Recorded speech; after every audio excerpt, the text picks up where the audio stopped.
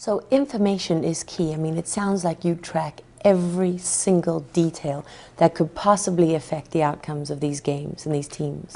Well, let me say this to you. First of all, I'm not a handicapper. Second of all, every person that I'm associated with is smarter than me. Okay, but we have a team. I have a team of people that I work with, and yes, they track everything that there is possibly to track. It gets presented to me, I evaluate it, and I determine what I'm going to do. But yes, and we do our absolute best to stay on top of that, be the first with the most. But sometimes we are, sometimes we aren't, but most of the times we are.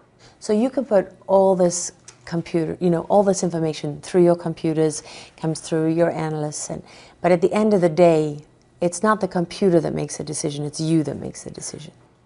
It is me that makes the decision after I've reviewed the recommendations from the people that I'm associated with, but there are certain things you can't quantify. I'll give you an example, a most recent example.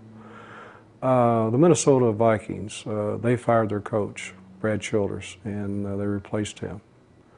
Okay, how much difference is that going to make to that team?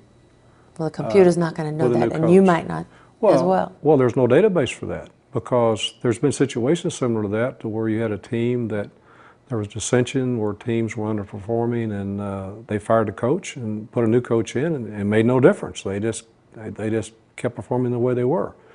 And there have been situations where coach got fired, got replaced by another coach. This was Brad Childers, Leslie Frazier. Well, in this situation here, I had a pretty good feeling it was going to make a huge difference to the Minnesota Vikings, because those players hated that coach. Some of those players absolutely hated this man. And they love Leslie Frazier. And Minnesota was and still is a very talented football team. And had they made this move 3 weeks before that, they would have been in the playoffs.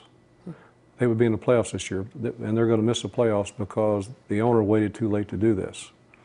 But I thought that it would probably make, at least a touchdown difference by changing coaches. And you were right? Well, fortunately, I was right. Yeah, they came out and played with passion like you couldn't imagine. You would have thought they were coming out and playing a playoff game, because they really wanted to play for Leslie Frazier. They really liked him. They wanted to see him succeed. Plus, a lot of the players, they were in an environment they weren't happy with. But a huge change in the line in the football game